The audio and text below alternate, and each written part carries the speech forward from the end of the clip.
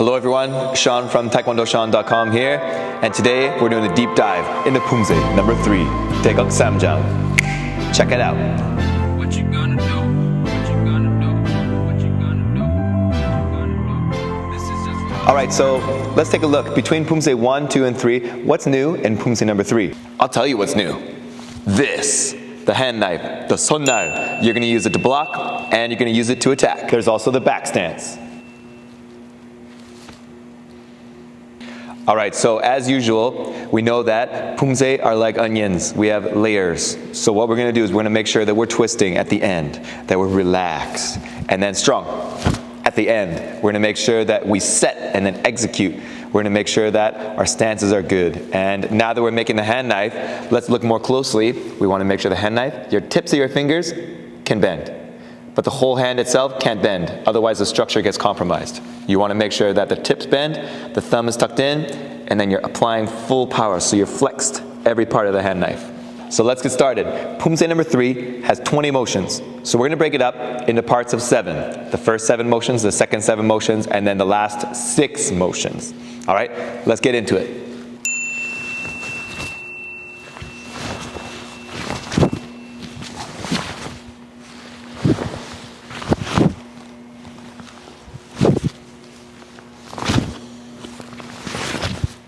In the first 7 motions, the first new motion that we encounter that we haven't seen in any other Poomsae is the double punch. You want to make sure that the double punch hits the same spot, the solar plexus, twice. 1, 2. And you want to make sure it's done quickly.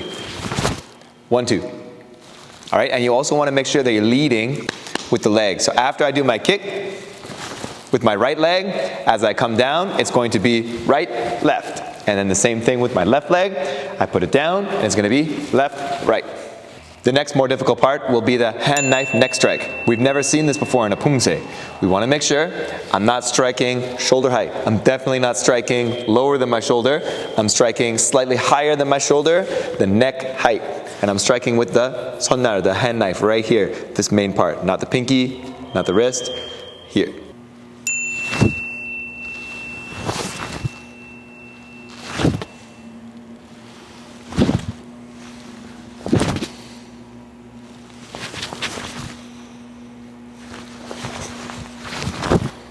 In the second set of 7 motions, I believe the hardest part is going to be switching from a back stance to a front stance. Now you want to make sure you're not changing the leg that's in front.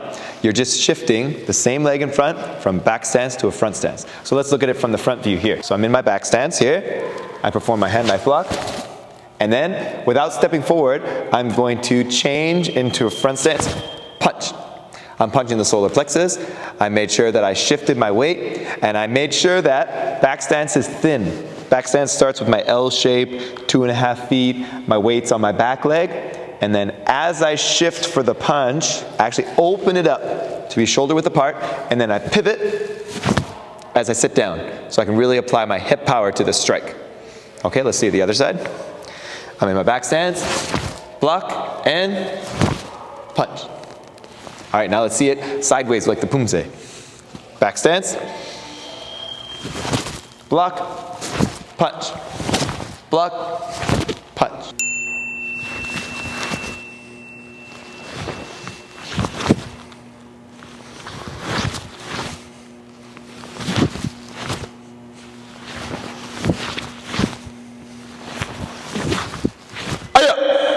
Now in the last set of 6 motions, I believe the hardest part is going to be applying your power when you down block and when you punch.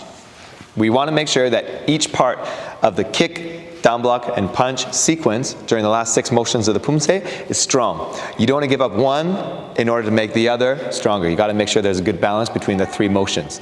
So let's say we're looking at the last 4 motions of the Poomsae. I step forward into my walking stance, my apsagi. I perform my down block and punch. And then I perform on the other side, down block and punch. And then I kick, down block and punch. Kick, down block and punch. So make sure each of the 3 motions is strong enough. So Poomsae number 3 becomes a little more difficult than Poomsae number 1 and 2 because we're shifting now from back stance to front stance. Poomsae number 1 was learning about your coordination, walking stance to front stance. Poomsae number 2, there's more front stance. And then there's actually a face punch. Poomsae number 3, we have double punches, the hand knife strike, the hand knife block. We have back stance for the first time. We're doing 3 things in one step: kick, down block, punch in one motion. So now let's put it all together as the Poomsae, and let's see what we can do with Taeguek Sam Jang, Poomsae number 3. Follow me.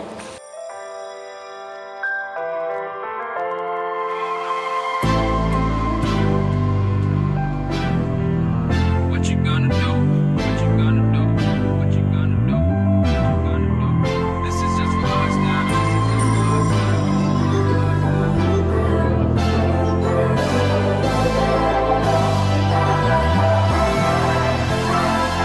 Yeah, I can never ever find the right words, and there's no way this is real life. There's no telling you're the right girl, so I can only say that it feels right. It feels right. It feels right. Yeah, I can only say. Now, one last concept we're going to introduce in our deep dive today is that each of the Poomsae represents a certain element or a certain part of nature. And so Poomsae number 3 represents fire. We want to make sure that we're bright, that we're exciting, that we're full of energy, but also hidden underneath is danger. Fire could destroy everything. So try to think about fire while you're doing this Poomsae now. All right, guys, well, thanks a lot for joining us. We really enjoyed doing Poomsae number 3 with you. I hope you guys are sweating the details, and I hope you guys can pick up a few things to improve your Poomsae number 3. So let's all train hard.